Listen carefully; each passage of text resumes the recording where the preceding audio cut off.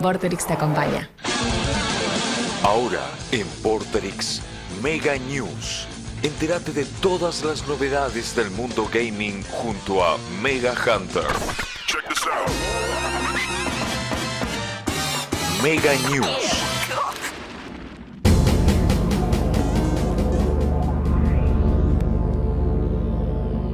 Ahí está la música. Quería aparecer la música de 8 bits, pero... Ahí va. Escuchá. Claro, salimos con los botines. Gran música. Que es un poco lo que estábamos hablando recién, que yo creo que uno de los grandes éxitos de Doom fue la música. Algo con lo que le pegó fue la música, sí, sin duda. Totalmente. Bueno, hay un shooter actual que se llama Metal Hellsinger, que es un shooter rítmico al ritmo del heavy metal. Es glorioso ese juego. Sí, o sea, como shooter no doy ni 2 pesos, pero con la música explota. Claro. Le pones la música al taco, te pones los auriculares, no, el juego explota. Es el mejor juego del mundo. Jugás una partida y tenés que desenchufar, porque si te vas a tomar un té, a caminar por la sierra, porque te deja medio con los pelos de punta. Gran juego Metal Hellsinger. Pero bueno, nos venís a hablar de Doom. Vengo a hablar de Doom. Hoy vengo a evangelizar con el Doom. Bueno, para entrar en contexto, Doom sale en el 93. Sí. Y bueno, justamente tenemos un gran año para el tema de la música, justamente Sí. heavy metal y mucho de Dungeons and Dragons. Entonces, Doom viene de la mano de sus dos creadores, que son John Romero y John Carmack. Los dos se llaman John, así que vamos a ir con Romero y Carmack. Romero, si bien era programador, era más la parte artística y el diseño de qué es lo que buscaba. Y Carmack era el crack programador que hacía milagros con la línea de código. Carmack era un grosso. Sí, yo me lo rebanco. Bueno, arranquemos con la historia. Romero, ya desde los 16 años, ya empieza a programar su primer videojuego. Tiene una vida bastante veloz. Ya a los 19 ya estaba vendiendo 10 juegos propios que tenía. Y ya para los 20 tenía esposo, un hijo y otro en camino. Sí, a los 20 años ya tenía la vida... Ya tenía la vida resuelta. Resuelta, flaco. Y justamente ya con un segundo hijo en camino empieza a trabajar en Softdisk, que era una empresa desarrolladora de software de Estados Unidos. Por el otro lado lo tenemos a Carmack, que era un pibito bastante nerd, ya iba a una escuela de chicos superdotados en los programas de Estados Unidos. Tuvo algunas complicaciones con la ley porque a los 14 años se robó una computadora de su escuela, así que tuvo que ir un año a la correccional. Quería programar el tipo y dijo, esta me la llevo. Pero es que no solo la robó, sino que también aprendió de explosivos para ir y hacer volar la puerta de la sala de computación. La hizo completa. Misión imposible. Sí, a los 14 años. Bueno, y venía programando varios juegos a los cuales se los vendía una empresa que se los compraba todos los juegos y le pedía más juegos. Y esta misma empresa le pedía que por favor vaya a trabajar con ellos. Claro. Y él no quería, estaba cómodo en su casa, en la casa de su padre. Hasta que dice, bueno, voy a darle una chance. Y empezó a trabajar para esta empresa. ¿Qué empresa? Softdisk, la empresa en la que trabajaba Romero. Romero en esta empresa estaba encargado de la parte de la sección de juegos, justamente. Y bueno, en cuanto entra Carmack, como que lo descubren que era un crack en la programación, pegan química entre los dos y lo manda a trabajar con él. Y se encargaban más que nada de sacar algún jueguito bastante sencillo. Todos los meses salían software de la empresa y entre los dos programaban un jueguito. Los jueguitos en esa época, para que se acuerden, en los 90 los juegos de PC eran bastante estáticos, eran como la pantalla, se resolvía la pantalla y se pasaba a otra pantalla. Sí. Que justamente es lo que se ponen a conversar Karma con Romero, que era lo que las consolas le venían ganando, porque las consolas tenían un scrolling, estaban hechas para los videojuegos, y como que la computadora en eso se quedaban cortas. Entonces, lo que una tarde Carmack se pone a programar y logra hacer un clon del primer nivel del Mario Bros 3 en PC. Logra conseguir el scrolling que nadie había conseguido hasta ese momento, lo consigue y se lo deja al disquete ahí a Romero en la computadora. A la mañana siguiente viene Romero a la oficina, lo pone y no lo podía creer. Dice, claro, esto es una locura, claro, porque es el primer scroll que había para PC, no existe. Por eso digo que el chabón era un grosso programando, era un Pero es como maestro. Que se pusieron a charlar una tarde, che, ¿sabés que no? Sí, ¿sabés? No hay. Es que técnicamente en ese momento no se podía, ¿no? No, porque había muchos juegos de aventura de click and... Claro, eran todos point and click. Point and click. Lo que hoy se conoce como point and click. No había algo, un scroll suave en PC. Bueno, Romero se da cuenta que esto era demasiado bueno como para la empresita que estaban laburando los dos. Entonces dice, no hagámoslo, quedemos callados. Agarran a un tercero, Tom Hall, y lo que deciden hacer es, un fin de semana se quedan hasta tarde en la oficina, esperan que se vayan todos, agarran las computadoras de la oficina de Softdisk y se las llevan a sus casas. Se quedan todo el fin de semana programando los tres y logran hacer un clon de punta a punta del Mario Bros 3 y hasta le agregan niveles para PC. Sí, Romero era el típico baby boomer, dicen acá. algo así. Y bueno, logran terminar el 1 de la mañana, primera hora, las computadoras estaban de vuelta en la oficina, acá no pasó nada, y le presentan esta demo a Nintendo. Es decir, miren, podemos hacerlo, Claro. quieren que le hagamos un port de Mario Bros. Para PC. A lo cual Nintendo se muestra sorprendido, le gustó la idea, pero dice, no vamos a vender nuestra franquicia a una consola que no es nuestra. Sí, Entonces, como Nintendo que- siempre fue muy resistente Como a que eso. le gustó la idea, pero le dijo, no, flaco, no, Ahí no entro, no dijo. te lo voy a dar a Mario. Claro. Entonces, bueno, no se quedan ahí cortos y perezosos con eso, empiezan a buscar algún inversionista para empezar a trabajar toda esta tecnología nueva. A lo que lo consiguen a Apogee, que luego fue 3D Real, y empiezan a desarrollar Commander King. Sí, Que- gran plataformero. Gran plataformero Gran que no existía el plataformero porque no existía el scroll. O sea, fue el primer juego que...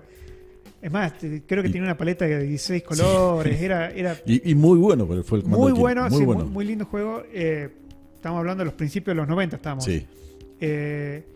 Y a lo cual empiezan a distribuirlo como shareware, que es algo que al día de hoy no existe. No sé, decime vos, pero ya el shareware... Y la terminología de shareware ya... Ahora existe el demo, Sí, pero no, el el shareware, shareware no. para que sepa la gente, el shareware lo que era mandaban por ahí un disquete o te bajabas de las BBS, un juego que era por ahí el primer nivel, una demo, Claro. y que si te gustaba te ponías en contacto directamente, porque te daban los datos Claro. de la distribuidora, te ponías en contacto y te mandaban la copia del juego entero. Claro, era como una especie de las demos de hoy en día. Era una especie de demo, pero como que tenías contacto directo con el Sí. desarrollador. Sí, no había intermediarios, no había Claro, distribuidores, o sea, nada. o O sea, Y se distribuye. Es más, yo me acuerdo que acá en Tucumán me pasaba de que yo iba al súper y te vendían los disquetes con shareware. claro. O sea, te lo vendían encima. O sea, teóricamente te lo tenían que regalar, pero te lo vendían. Yo lo compraba, para mí eran los juegos enteros. O sea, no tenía idea. Y después entendí todo, cómo funcionaba el mercado del shareware, que como te digo, al día de hoy no... Bueno, y la idea de Commander King era ese. Ellos te daban el primer Commander King, que era el primer episodio, pero después hubo como 7 episodios en total. Sí. Y si querías los otros episodios, tenía que ir pagando. A lo que empiezan a ver bastante plata ya. Y bueno, de ahí deciden renunciar a lo que era Softdisk y forman entre los tres, Tom Hall, John Romero y John Carmack, ID Software. Y empiezan a ganar bastante plata con los Commander King. Carman empieza a jugar a los juegos, se empieza a enganchar con los juegos en 3D que había en esa época para PC y se notaba que así que eran bastante rudimentarios, bastante toscos. Y más o menos lo mismo que pasó cuando se discutieron una tarde del trabajo que no había plataformero, bueno, se puso a desarrollar un motor 3D.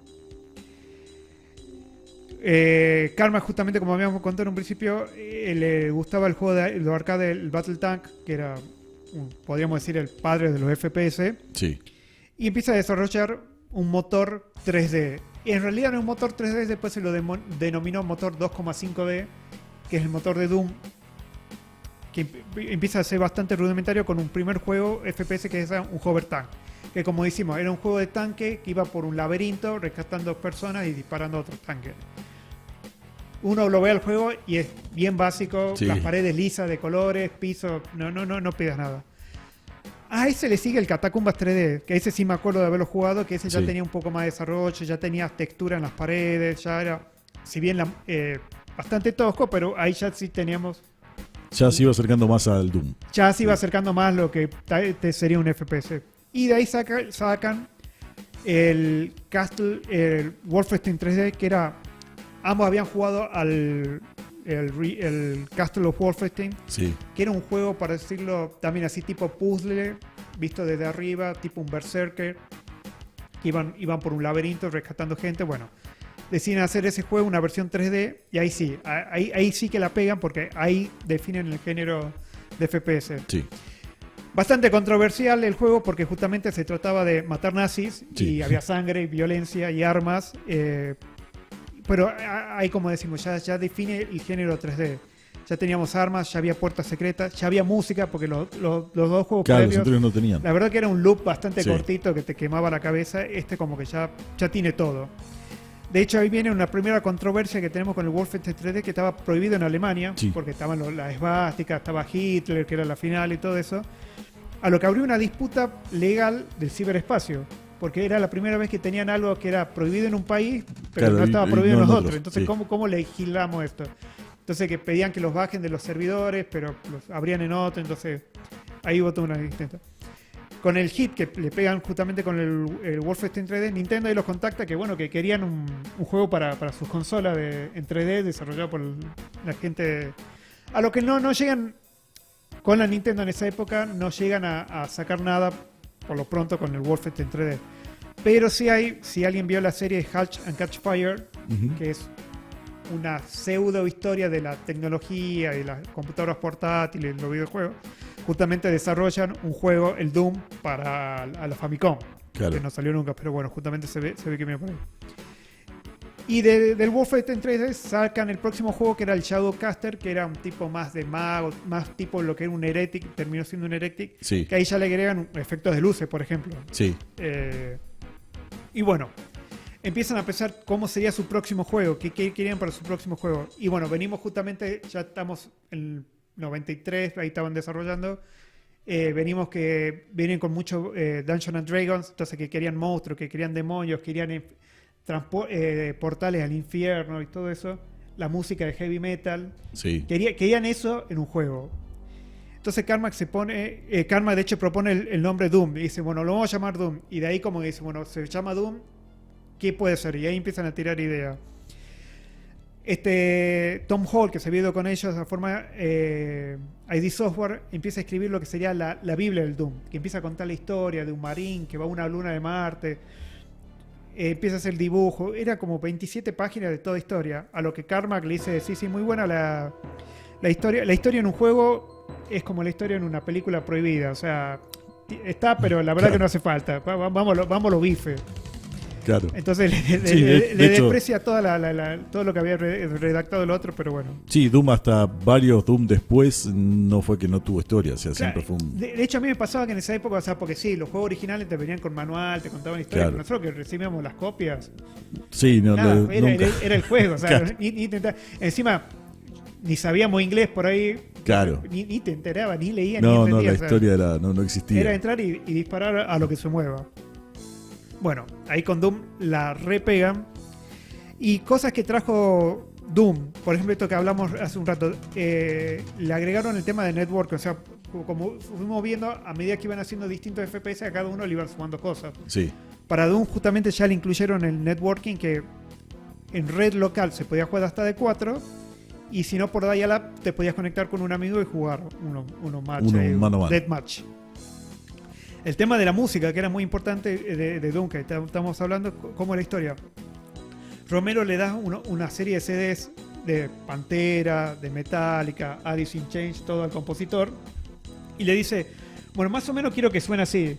El compositor lo que hizo es, agarró los CDs y como estaban los temas que más le gustó, los compuso, le hizo el cover directo, sin claro, nada. sí, lo recopió el tipo. Copió y pegó, solamente que lo hizo con el formato PC, con las y a Romero y a Carmack le encantaba, estaba perfecto, ¿no?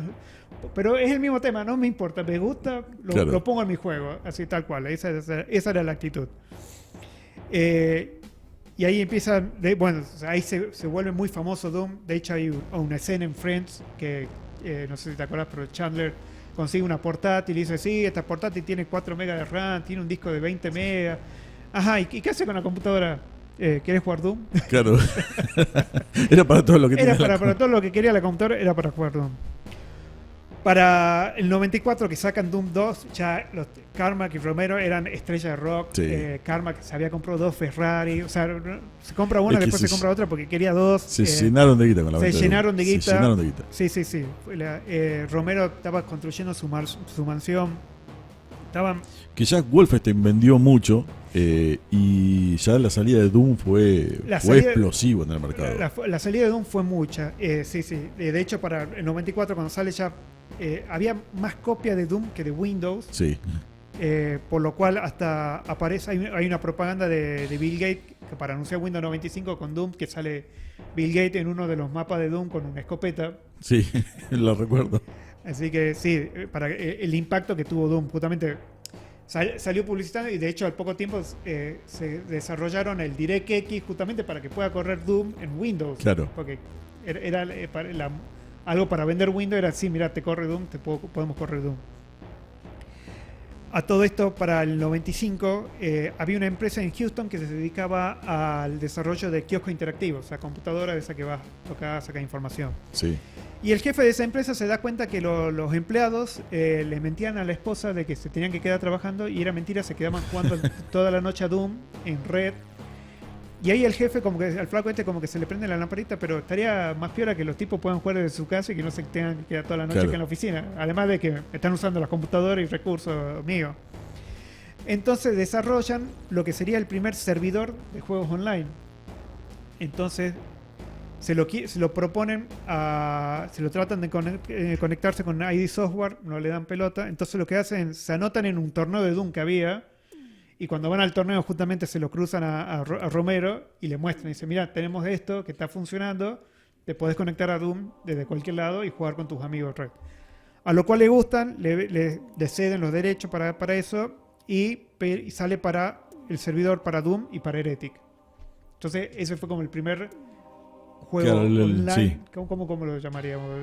Sí, el primer shooter online sería. Pero el primer servicio online. Sí, el primer servicio online de... Es más, salía como $9 al mes y la gente lo pagaba y jugaba. O sea, claro, porque de hecho hasta el momento la única forma de jugar online era conectarte punto a punto con alguien a través de un dial-up. Claro. O sea, podían jugar dos como podían máximo, jugar dos no más como de máximo, eso. sí. Y bueno, esto vienen a ofrecer que podían jugar hasta de 4 online desde cualquier lado. Y solamente esos juegos. O sea, y por el otro lado vos te tenías que comprar tu juego. Sí. Y además pagar el servicio. Además pagar el servicio. Acaba de entrar al Twitch el fanático número 1 de Doom. ¿Qué haces, Jadmiel? ¿Cómo andas? Bueno.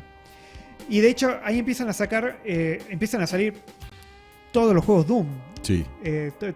Todo tipo Doom. Bueno, sí. Y justamente no se lo llamaba, no existía el término FPS, no se lo llama así, eran los juegos Doom.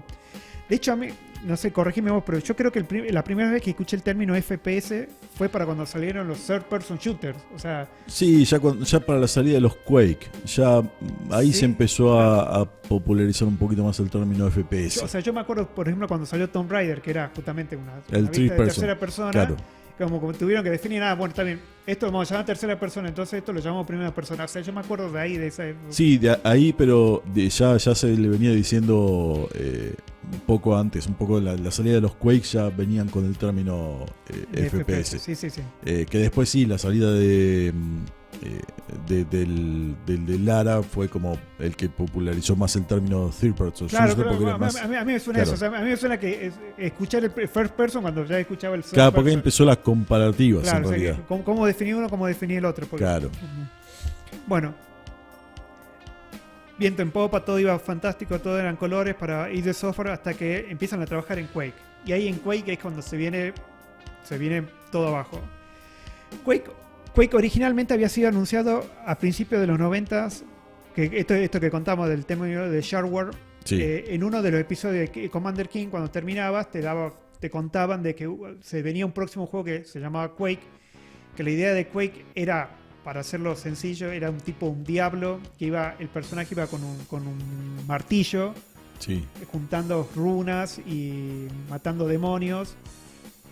Y bueno, esa era la idea original, que de hecho, o sea, como la idea de Quake vino antes que Doom. Y como que lo venían pensando, bueno, ya después de Doom 2 se ponen el trabajo de sacar Quake. Entonces, era una onda más medieval, más gótico, y para esto Carmack empieza a desarrollar realmente un motor 3D. Claro, porque, a ver, las diferencias a nivel programación, para que se den una idea de la locura que hizo Carmack, es en Doom uno tiene la sensación de que se mueve el personaje, pero en realidad lo que se mueve es el escenario. Claro. El personaje está estático. En Quake ya el personaje tenía un movimiento real dentro de un escenario estático. Esa fue otra revolución de la industria. Claro, y además lo que lo hizo también muy loco, es que se ve que no lo hacía mucho, era como que la máquina te renderiaba en tiempo real lo que vos estás viendo. Sí, Entonces como que eso también le subió mucho la performance al juego y Claro. lo hizo fluido, porque no sé, mandaban a renderear todo por más que no lo veas. claro. Claro. Lo otro que te intentaban. Bueno, detalle a mencionar que con esto también, con los motores de Carmack, hasta la salida del Unreal, todos los juegos FPS que salían, todos usaban los motores de ID Software. Sí, Que bueno, justamente acá vino la puja porque Romero salía a vender los motores y hacía todo el marketing, salía de estrella en los programas de televisión, todo. Mientras que Carmack estaba en la oficina tratando de sacar el Quake adelante y tratando de desarrollar todo. Y de ahí, de la compañía de ID Software, que eran una banda de amigos que se juntaban a comer pizza, a tomar cerveza y a escuchar heavy metal mientras programaba, ya Carmack se pone más gruñón, le baja la música, le empieza a pedir que completen las tareas. De hecho, como que se instala en medio de la oficina en un punto donde los podía ver a todos trabajando. Claro. O sea, como mientras Romero seguía de la vida de Rockstar. Entonces acá empiezan a ver un par de cruces entre las dos cabezas de ID Software. Bueno, nada, seguían con la idea de Quake, iba a ser todo así, de toda una forma que nunca fue. Empiezan a poner armas. De hecho, los bosses eran como que tenían armas a distancia. Entonces, como para hacerlo parejo, al personaje principal también le ponen armas a distancia. Y como que empiezan a decir, che, no llegamos con Quake, bueno, hagamos un Doom. claro. Y Quake terminó siendo un Doom. Mucho más Claro. estilizado, mucho más moderno. Pero bueno, terminó siendo lo que no querían que sea. Claro, sí. Un Doom más. Y bueno, sale Quake, la verdad que vende bien, no vende lo que vendió Doom, pero bueno, sale. No, y pasa que ya el problema de Quake fue su motor gráfico. Si bien fue una revolución importante en el momento en la industria, ya requería una máquina más potente. Claro, para moverlo. de hecho ahí empiezan a trabajar con las tarjetas gráficas. Claro, porque- ahí no todo el mundo tenía una máquina para mover Quake. Claro. Se complicaba la cosa. Claro, y había problemas de driver, de controladores, porque había algunas que no te funcionaba el Quake. Sí, empieza todo el mundo de las tarjetas gráficas 3D arranca en esa época. Sí. Porque volamos atrás, el Doom era de OS. Sí, el Doom era de OS, lo movía cualquier cosa. Lo movía cualquier cosa. De hecho, hoy en día hay Doom en test de embarazo, así que... Ya vamos a llegar a ese punto. Bueno, sale el Quake al mercado y de ahí Romero le dice a ID Software, me fui. Y de hecho dice Romero que de lo que ganaron de Quake, él no vio directamente no vio un peso. No sé si será verdad. ¿no? Se va y se forma otro estudio al cual con varios años de retraso saca Daikatana. Daikatana, sí. Que yo vi que tiene muchas críticas el juego porque se ve que la gente de Romero esperaba un Doom y Sí. no revolucionó nada, fue un juego más. Pasa que buscaron un enfoque, o sea, hicieron un Doom, porque Daikatana es un Doom, pero buscaron un enfoque más onda, como más melee, como más cuerpo a cuerpo, mano a Bueno, mano, es y que no eso funcionó. es lo que buscaba Romero con Quake. Claro, y O sea eso que- no funcionó. No le quedó bien al A mí género. o sea, estuve viendo el música. estuvo todo, malo. No fue malo, pero se ve que la No, expectativa claro, estaba no muy funcionó, arriba. exacto. Entonces le dieron. Exacto, ese es Daikatana. Le dieron con un palo cuando salió. Estamos viendo alguna imagen de Katana. Bueno, justamente Romero cuando se va y forma su otra empresa, otro de los errores que comete es que contrata muchos diseñadores y pocos programadores. Sí. O sea, le faltaba el karma que en eso. O sea, porque él decía que, por ejemplo, un juego como Tetris era puro desarrollo, era puro diseño y nada de programación. Claro. Y bueno, pero no le fue como a Tetris. No, sin duda no le fue. Y bueno, Carmack sigue en ID Software. Para el 97, una tarde le agarra la loca y decide liberar el código de fuente de Doom para Linux. Sí. Y de acá es que justamente a partir del 97 es que empiezan a aparecer los Doom Los Doom en porteados todos a lados. todos lados. Y porque justamente Carmack liberó el código. Entonces, legalmente podías Claro. portar Doom a cualquier lado. Pero además de que tenías el código, hay un detalle importante que lo que tiene Doom es que Doom estaba programado para jugarse con teclado. Sí. Entonces, lo puedes jugar con cualquier cosa que tenga botones. Claro. O sea, por ahí el Quake o otro juego FPS, sí o sí necesita un mouse. Claro, porque el Quake fue el primero que metió la mecánica de apuntar hacia arriba. Que no Claro, existía el exacto. concepto en ese Exacto, momento del claro. género. El Doom, los podías jugar con mouse, pero yo me acuerdo que jugar el Doom con mouse era muy complicado. No Girabas era- izquierda o derecha, nada más. no, Era claro, para de hecho, todo el... apretabas un botón para que vaya para adelante, el Sí. botón derecho. No era cómodo jugar. Por eso, por ahí también se porteó mucho para todo, porque jugabas con cualquier teclado. Entonces, ahí lo vimos en test de embarazo, Sí. lo vimos, hace poco lo sacaron en una pieza de Lego. Sí, ahí está en Game Boy, Sí, ese tiene un truquito de lo de los Game Boy y todo en eso. Game Boy ¿no? Color. Pero sí, Sí, el Doom salió en cualquier En cosa cajero con botón, en automático, cajero claro. automático también, es cierto. en calculadora. Cualquier cosa con botones podía correr Doom. El iPod, sí, relojes inteligentes, sí, en todo puede correr. Ahí está el test de embarazo con Doom. Bueno, otro detalle de todos estos ports de Doom es que los archivos de Doom son .wat. O sea, los mapas y todo esto, porque Sí. también salieron muchos mods. Sí, Hasta el día de hoy siguen saliendo muchos. Hay una comunidad muy grande de los mods. Y justamente lo que hacen es generar los archivos .wat, que es WAD, que significa Where All Data Is. O sea, donde está toda la información, en realidad son los Sí. archivos.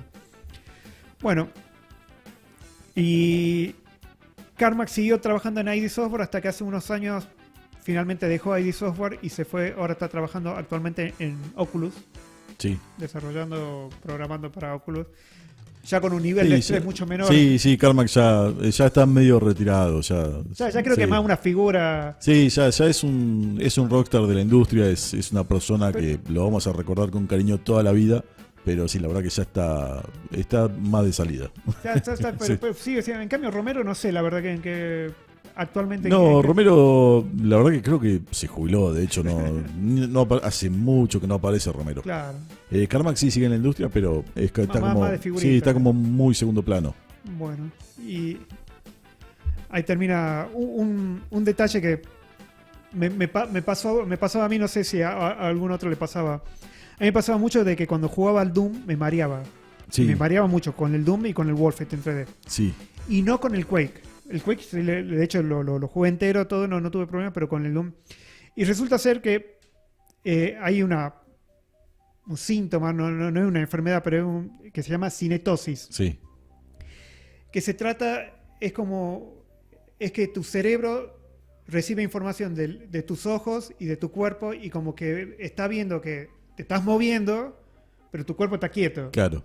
Entonces me pasaba eso, parece que me pasaba por eso, como que yo me enganchaba mucho, sobre todo el Doom, que el Doom te va moviendo la cámara Claro. todo el tiempo así mucho. Sí, se mueve demasiado, sí, es cierto. Se mueve demasiado y tu cuerpo está quieto, entonces como que tu cerebro entiende que algo está mal y trata de vomitar, porque piensa que estás envenenado, pero Claro. es lo que te pasa cuando estás borracho, Exacto, justamente que se te mueve todo y tratas de vomitar porque puedes haber consumido algo que esté mal. claro. Así que se ve que eso se llama cinetosis. De hecho, me acuerdo que una vez la primera contacto que tuvo con unos lentes de realidad virtual, que en realidad no eran de realidad virtual, sino que eran unos anteojos 3D, Pasaba lo mismo. fue sí. jugando a Doom una vez que ahí cerca del colegio habían puesto, que de hecho me acuerdo que quería saltar en el Doom y no se podía. Que Claro, y me acuerdo de haber jugado, porque te dejaban jugar por 5 minutos, terminé los 5 minutos y vomité en la vereda, Claro. porque estaba mareadísimo. Y Claro, bueno, que encima era bastante frenético el movimiento del Doom, o sea, era muy acelerado para la época. Hoy en día está todo mucho más controlado. Es raro que alguien sufra de cinetosis en los juegos de hoy en día. Claro, bueno, pero en ese momento sí era mucho más habitual. y bueno, de hecho, si uno busca cinetosis, hay muchas recomendaciones de que no juegues tan cerca de la pantalla, Claro, sí, que no te pongas una pantalla muy grande, que tener el ambiente más luminoso. lo más luminoso. Sí, Todo sí. lo que no hago. Bueno, que sí. Bueno, Es que encima el Doom se prestaba para jugar con las luces apagadas, así que era peor. Claro. claro, con los monitores de tubo, Claro. con la nariz pegada Claro, tal TV cual. de la estática, sí, se jugaba así. Tal Así cual. que bueno, eso también para que tengan en cuenta de la cinetosis. Así es. Pero bueno, vamos a pasar a un tema y ahora seguimos. No sé si te queda algo más para comentar. Perfecto. Si no, ahora seguimos charlando un ratito más de Doom. Vamos a pasar a un segundo tema. En este caso, seguimos con heavy metal argentino y vamos a escuchar a la gente de Malón con el tema El infierno de ayer.